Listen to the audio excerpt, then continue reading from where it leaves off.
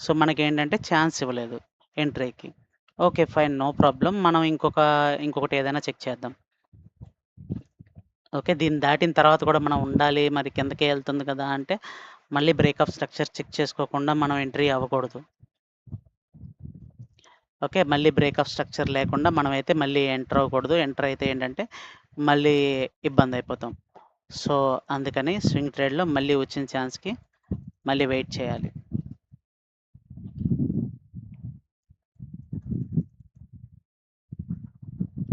అదిగోండి stop loss మళ్ళీ పైకెళ్ళే అవకాశం ఉంది. చూసారా? మన టార్గెట్ దాకే పెట్టుకొని ఎళ్ళిపోయింది. ఆ! కిందకెళ్ళిందిలెండి. సో, బ్రేక్ ఆఫ్ స్ట్రక్చర్ లేకుండా మనం మళ్ళీ ఎంటర్ అవ్వద్దు.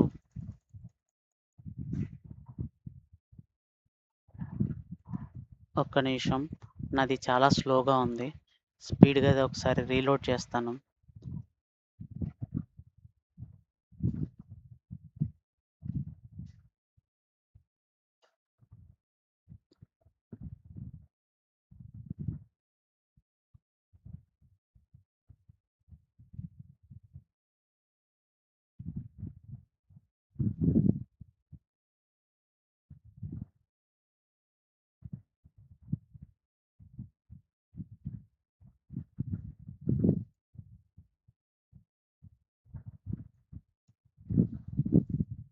హ్మ్. సో, మనం చెప్పుకున్నదంతా ఎగిరిపోయిందా?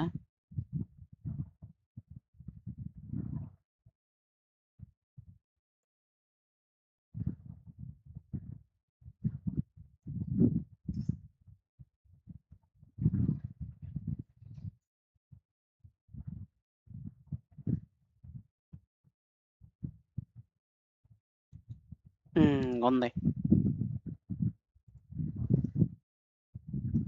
ఓకే. కూల్. మనం ఇక్కడ రీప్లే ఇక్కడ ఉందాం.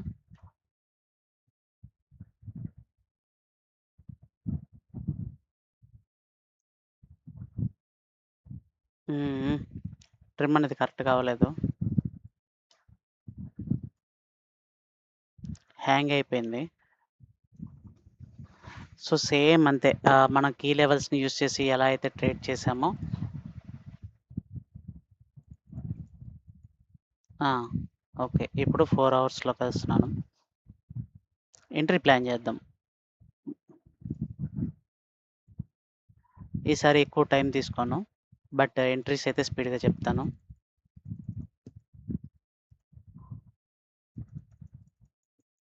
కిందకొచ్చేసిందిది.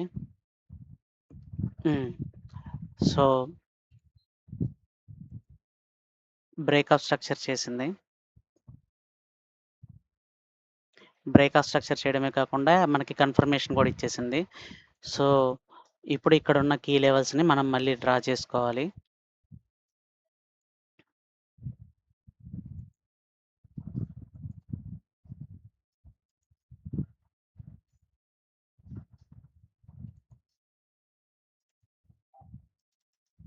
ఓకే. సో, ప్రస్తుతానికైతే కీ లెవెల్ అయితే డ్రా చేసుకున్నాం.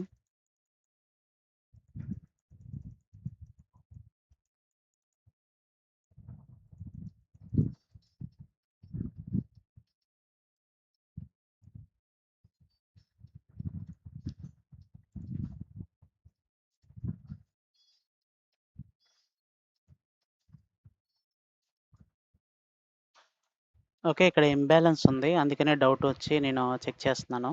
0.618 దగ్గర ఎంట్రీ కుదిరిందా లేదా అనేది. ఓకే. సో, 15 మినిట్స్‌కి వెళ్లి చెక్ చేస్తున్నాను. 15 మినిట్స్‌లో డౌన్ సైడ్‌కి ఆల్రెడీ వెళ్ళిపోయిందంటే వెళ్ళిపోయింది డౌన్ సైడ్. ఇదిగోండి ఇక్కడ కనిపించేసింది. ఆల్రెడీ రీసెంట్ కీ లెవెల్స్ చాలు మనకి. మనం ఎప్పటియో అవసరం లేదు. సో,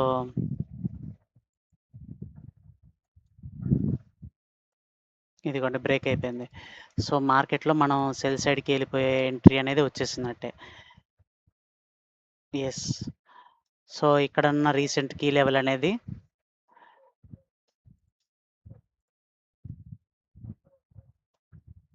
ఇది. సో, ఇది మాత్రమే రీసెంట్ కీ లెవెల్ అవుతుంది. సో, ఎంటర్ అయితే 0.618 దగ్గర ఎంటర్ అవ్వాలి. లేదంటే కీ లెవెల్ దగ్గర ఎంటర్ అవ్వాలి. ఓకే. సో, ఆహ్, నేను స్పీడ్‌గా చేస్తున్నాను. సో, సెల్ సైడ్ తీసుకొని స్టాప్ లాస్ డైరెక్ట్‌గా కీ లెవెల్ పైన పెడుతున్నాను. ఇది షార్టెస్ట్‌గా ఉంటుంది. ఎందుకంటే 4 అవర్స్‌లో మనం తీసుకుంటున్నాం కాబట్టి ఇది షార్టెస్ట్‌గానే అనిపిస్తుంది. ఓకే. ఇప్పుడు 4 అవర్స్‌లోకెళ్ళి చెక్ చేస్తాం. స్పీడ్‌గా తిప్పేద్దాం. మనకి స్టాప్ లాస్ హిట్ అవ్వకుండా ఉంటది కదా! 4 అవర్స్‌లో ఇప్పుడు మనం స్పీడ్‌గా తిప్పేస్తే ఒకవేళ హిట్ అయిందంటే మనది టార్గెట్ వేస్టే కదా!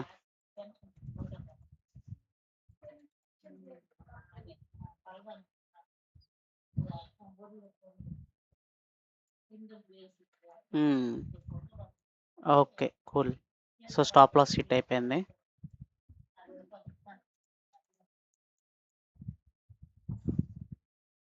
కీ లెవెల్ దగ్గరికొచ్చింది. సో, మళ్ళీ 15 మినిట్స్‌లోకి ఎంటర్ అవుతాం.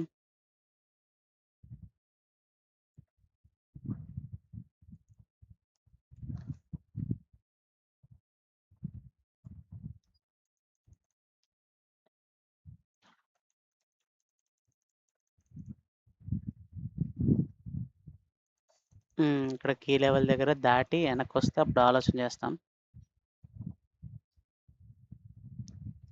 ఇది గనక బ్రేక్ అయితే ఇది బ్రేక్ అయితే 15 మినిట్స్ డౌన్ సైడ్ అనే ఎక్స్‌పెక్ట్ చేస్తాం. లేదంటే అప్ సైడ్‌కెళ్ళిపోతుంది.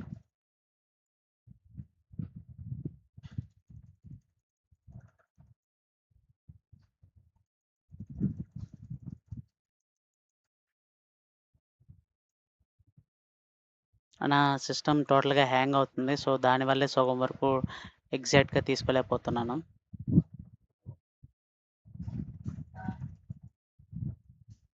బెటర్ ప్లే చేస్తాను. అది ప్లే చేస్తే అదే చూస్తది కాబట్టి.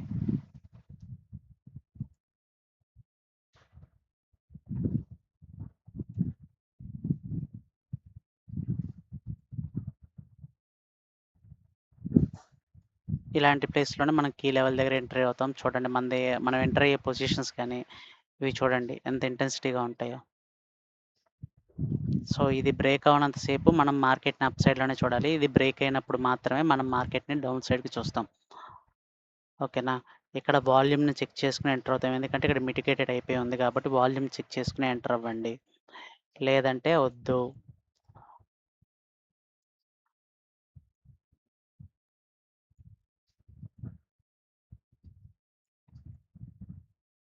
ఇక్కడ ఇంతలా చెక్ చేస్తుందేంటంటే 4 అవర్స్‌దిది. ఇది 4 అవర్స్‌లో ఇది ఫేక్ జోన్ కింద ఉంటుంది. ఈ పైనంతా ఫేక్ జోన్ అయిపోతుంది. అందుకని చెక్ చేస్తున్నాం. వీటన్నిటిని దాటి పైకెళ్ళిపోతే ఇబ్బందుండదు. మార్కెట్ 4 అవర్స్‌ని ఆల్రెడీ బ్రేక్ చేసి మార్కెట్ పైకెళ్ళిపోయింది అనొచ్చు. లేదంటే అది కొంచెం వరకు పైన లిక్విడిటీ తీసుకొని వచ్చింది అంటారు చూసారా? అలా అయిపోతుంది. ఇది చూసారా డౌన్ సైడ్‌కెళ్ళిపోయింది మార్కెటు. సో, ఇప్పుడున్న కీ లెవెల్ అయితే ఇది. ఇక్కడుంది కీ లెవెలు.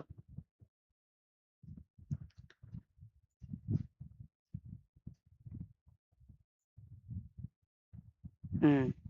సో, 0.618 దగ్గరగా మనం ఎంటర్ అవుతాం. ఇక్కడ ఎంటర్ అవుతాను. నేను ఎంటర్ అయ్యేసరికి అది సగం వరకు పడిపోయింది. సర్లేండి. ఇబ్బందేముంది మనం చెప్పుకునేదే గదా! సో, స్టాప్ లాస్ అనేది స్వింగ్ పైన పెడుతున్నాను.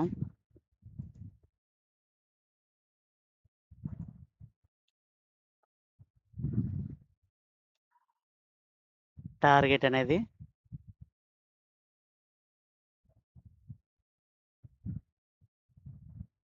ఇక్కడ పెడుతున్నాను. ఓకే. ఇంకా కిందకి పెట్టొచ్చు. బట్ వద్దు అనుకున్నాను. ఇంతవరకు చాలు. ఓకే.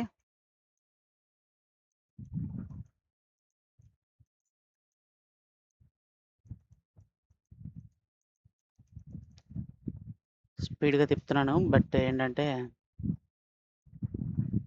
ఆహ్, ఆల్రెడీ మన టార్గెట్ దగ్గరికి కూడా వచ్చేసింది.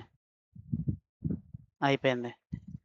సో, ఓన్లీ ఈ పోర్షనే మనకి చాలా స్వింగ్ ట్రేడ్ అంటే ఏంటంటే మనకి చాలా హైగా ఇస్తుంది.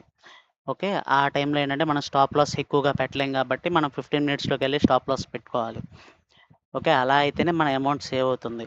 లే లేదు మనం నీట్‌గా ఆల్రెడీ మనకి కీ లెవెల్స్ తెలుసు. సో, ఇది తెలుసు అనుకుంటే ఏంటంటే ఇక్కడ చూసారా ఈ పైన ఫేక్ జోన్ చేసింది.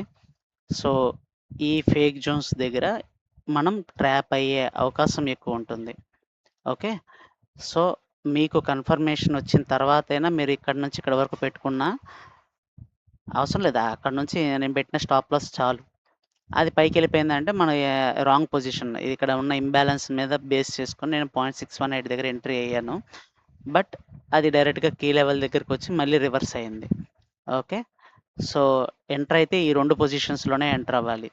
లేదు అంటే ఎక్కడ బ్లైండ్‌గా ఎక్కడ ఎంటర్ అవ్వద్దు. మనకొచ్చేసింది టార్గెట్ దీని కిందకి. సో, ఆల్మోస్ట్ ఎంత రిస్క్ రివార్డ్ రేషియో 0.4 ఆల్రెడీ ఇక్కడ మనది లాస్ అయింది. ఒక ట్రేడ్ లాస్ అయింది. ఒక ట్రేడ్ ప్రాఫిట్ మన చేసేసరికి స్వింగ్ ట్రేడ్‌కి అయిపోయింది. ప్రాఫిటబుల్ ఫ్యాక్టర్ 50% 1 ఆఫ్ 2 ట్రేడ్స్‌లో 2 తీసుకున్న దాంట్లో ఇది.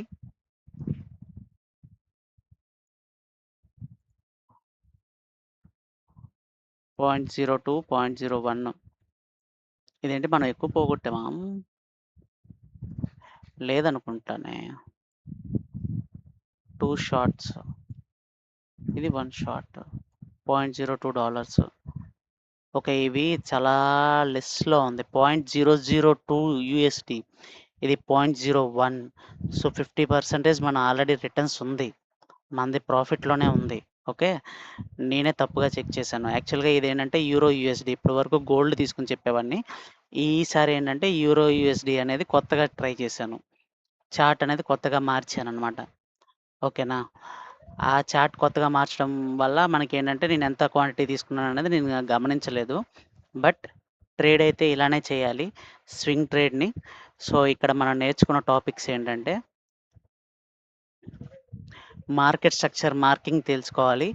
పుల్ బ్యాక్ జోన్స్ అనేవి ఎక్కడెక్కడ ఉన్నాయో పర్ఫెక్ట్‌గా అనేది తెలుసుకోవాలి. కీ లెవెల్స్‌ని పర్ఫెక్ట్‌గా డ్రా చేయాలి. తర్వాత ఇంబాలన్స్ ఉన్న టైంలో ఎలా ఎంటర్ అవ్వాలి. ఇప్పుడు ఆల్రెడీ ఇంబాలన్స్ జోన్‌లో నాది ఆల్రెడీ ఒక లాస్ అనేది వచ్చింది. బట్ దీన్ని కూడా ఇంకా బెటర్‌గా నేర్చుకోవాలి. మళ్ళీ చెక్ చేద్దాం దాన్ని. దాన్ని ఎలా ట్రై చేయాలనేది. నెక్స్ట్ వీటన్నిటిని కంబైన్ చేస్తూ మనం ఇప్పుడు ఎలా అయితే ట్రేడ్ చేసామో అలాగా కంటిన్యూషన్‌గా స్వింగ్ ట్రేడ్ అనేది ఇది. యాక్చువల్‌గా వీటన్నిటిని యూజ్ చేస్తూ మనం డే ట్రేడింగు లేదంటే నార్మల్‌గా 15 మినిట్స్ ఇలా ట్రేడ్ చేస్తాం. యాక్చువల్‌గా మాక్సిమం 15 మినిట్స్‌లోనే ట్రేడ్ చేస్తాం బెటరు. ఎందుకంటే మార్కెట్‌లో మనం లిమిట్ ఆర్డర్స్ పెట్టేసి వెళ్ళిపోవచ్చు. అదే గనక స్వింగ్ ట్రేడ్ అనుకోండి. ఆల్మోస్ట్ ఇప్పుడు చూసారా? మనం 2 ట్రేడ్‌లు ఒక ట్రేడ్ మిస్ అయిపోయింది. ఈవెన్ మనకి తెలిసిన కీ లెవెల్స్ దగ్గర పర్ఫెక్ట్‌గా ఎళ్ళిందిది. ఓకే. ఇక్కడ నుంచి స్టాప్ పెట్టుకుంటే మనకు పర్ఫెక్ట్‌గా ఎళ్ళింది. ఇక్కడ నుంచి స్టాప్ పెట్టుకుంటే పర్ఫెక్ట్‌గా ఎళ్ళింది. ఓకే. సో, ఇక్కడికే ఎన్ని రోజులు ఎగిరిపోయిందంటే చూడండి అక్టోబర్ ఈ పొజిషన్ దగ్గర ఇచ్చింది 17థ్ దగ్గర. మనం చేసేలోపే ఆల్మోస్ట్ 17 దగ్గర నుంచి 22 తారీఖు వరకు అంతా మార్కెట్ డౌన్ సైడే ఎళ్ళిపోయింది. బట్ మనం చేస్తూనే ఉండిపోయాను గానీ కుదరలేదు. ఇక్కడ ఆల్మోస్ట్ మళ్ళీ రియాక్షన్ ఇచ్చేసరికి ఏంటంటే 14 తారీఖు దగ్గర ఇచ్చింది. Almost 21 almost 1 week, 1 week 1 day పైనుంది. అంటే టైం తీసుకుంటుంది బాగా స్వింగ్ ట్రేడ్ అనేది. ఓకే. స్వింగ్ ట్రేడ్‌లో గాని ప్రాఫిట్ ఉండకుండా, లాస్ ఉండకుండా ఉంటది అని చెప్పలేను. బట్ పర్ఫెక్ట్‌గా చేసుకోగలిగితే కన్ఫర్మ్‌గా ప్రాఫిట్ అనేది చూస్తారు. బట్ దానికోసం బాగా ప్రాక్టీస్ చేయాలి. నేను, నేను బిగినర్‌నే కాబట్టి నేను ప్రాక్టీస్ చేస్తూనే ఉన్నాను. బట్ చాలామంది నష్టపోతున్నారు. సో, వాళ్ళకి సబ్జెక్ట్ అనేది ఇది తెలిస్తే బెటర్‌గా ఉంటుంది అన్న ఉద్దేశంలో వీటన్నిటిని మీకు చూపిస్తూ చెప్పాననమాట. ఓకే. సబ్జెక్ట్ వచ్చిన తర్వాత మనం కూడా కలిసి ప్రాక్టీస్ చేద్దాం. ఓకే. ఒకటికి 4 సార్లు ప్రాక్టీస్ చేద్దాం. సో, స్వింగ్ ట్రేడ్ అయిపోయింది. ఇప్పుడు మాక్సిమం మార్కెట్ స్వింగ్ ట్రేడ్‌లో ఎలా ఉంటుంది? లేదా సైడ్ వేస్‌లో ఎలా ఉంటుంది? అప్ సైడ్‌లో ఎలా ఉంటుంది? డౌన్ సైడ్‌లో ఎలా ఉంటుంది? ట్రెండ్ షిఫ్ట్ అప్ సైడ్‌కైతే ఎలా ఉంటుంది? ట్రెండ్ షిఫ్ట్ డౌన్ సైడ్‌కైతే ఎలా ఉంటుంది? అన్నీ కంప్లీట్ చేశాను. సో, మీరు చెక్ చేసుకోండి. ఇక్కడే 2 వారాలు, ఇక్కడే 2 వారాలు కూడా అయిపోయింది గానీ, బట్ స్వింగ్ ట్రేడ్ అంటే ఇలానే ఉంటుంది. ఇలా చేయగలిగితేనే ప్రాఫిట్‌లో ఉంటారు.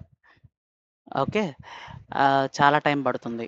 బట్ ప్రాఫిట్స్ అయితే బావుంటుంది. ఎందుకంటే ఒక ట్రేడే ఇక్కడ మిస్ అయిపోయాం. ఇంకోటి ఇక్కడ ఇక ఒక స్టాప్ లాస్ వచ్చిందంతే. ఇక్కడ కన్ఫర్మ్‌గా ప్రాఫిట్ వచ్చింది. 1:4 ఇక్కడ మనం 1 ట్రేడ్ లాస్ అయ్యాం. అది అది 1% అనుకుంటే ఆల్మోస్ట్ 3% ఇక్కడ ప్రాఫిట్‌గానే ఉన్నట్టు మనం. ఓకేనా? స్టాప్ లాస్ అనేది చాలా చిన్నదిగా పెట్టుకున్నాం కాబట్టి ప్రాఫిట్ మనకి 1:4 ఎక్కువ ఉంటుంది. ఓకే. ఓకే. ఇంతటితో క్లోజ్ చేస్తున్నాను. సో, నెక్స్ట్ నుంచి నేను ప్రతి వారానికి ఏవైతే జరిగిందో దాన్ని బ్యాక్ టెస్ట్ చేద్దాం. ఈలోపేంటంటే అది ముందు మార్కెట్ స్ట్రక్చర్ అనేది ఎలా డ్రా చేసుకోవాలి, ఏంటి అనేది నేను కమింగ్ ఆన్ వీడియోస్‌లో చెప్తాను. ఓకే. మార్కెట్ స్ట్రక్చర్‌ని ఫస్ట్ ఎలా డ్రా చేసుకోవాలి, ఎలా ఐడెంటిఫై చేయాలి, ఓకే. కీ లెవెల్స్‌ని ఎలా ఐడెంటిఫై చేయాలి, పుల్ బ్యాక్ జోన్స్‌ని ఎలా ఐడెంటిఫై చేయాలి. ఈ 3 చాలా డిఫికల్ట్ టాపిక్స్. ఈ మూడిటిని నేర్చుకొని, ఈ మూడిటితోనే మనం ట్రేడ్ అయినా చేయొచ్చు. ఓకే. ఈ ఇంబాలెన్స్ అనే టాపిక్ పక్కకు తీసేసైనా మనం ప్రాఫిట్‌గానే ఉంటాం. ఓకే. ఇప్పుడు ఇక్కడ చూసారా ఇంబాలెన్స్ ఉంది కాబట్టి ఇక్కడ ఎంటర్ అయితే బెటర్‌గా ఉంటుందేమో అని ఇక్కడ ఎంటర్ అయ్యాను. సో, ఇది లాస్ అయింది చూసారా? ఇలాంటిది ఈ ఇంబాలెన్స్ టాపిక్ కూడా చాలా సార్లు నీడెడ్. ఎందుకు అంటే చూపిస్తాను చూడండి. ఇందాకడ ఇక్కడే చూసాను.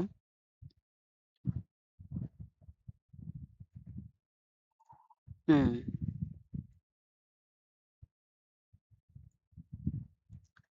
చూడండి ఇక్కడంతా ఆహ్, ఇక్కడున్నాయి చూసారా ఇంబాలెన్సు.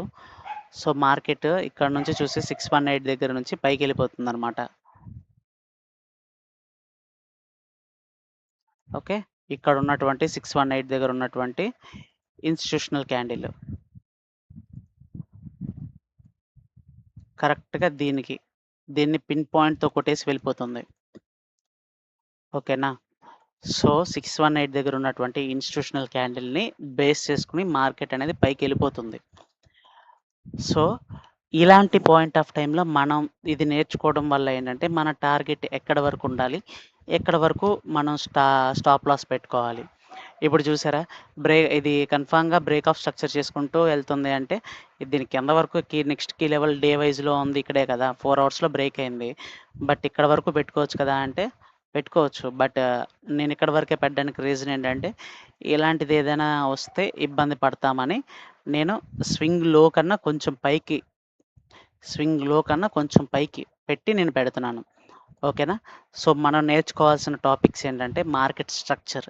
ఫస్ట్ అది నేర్చుకోవాలి. దానికి సంబంధించిన వీడియోస్ అనేది కంటిన్యూషన్‌గా పెడతాను. ఓకేనా?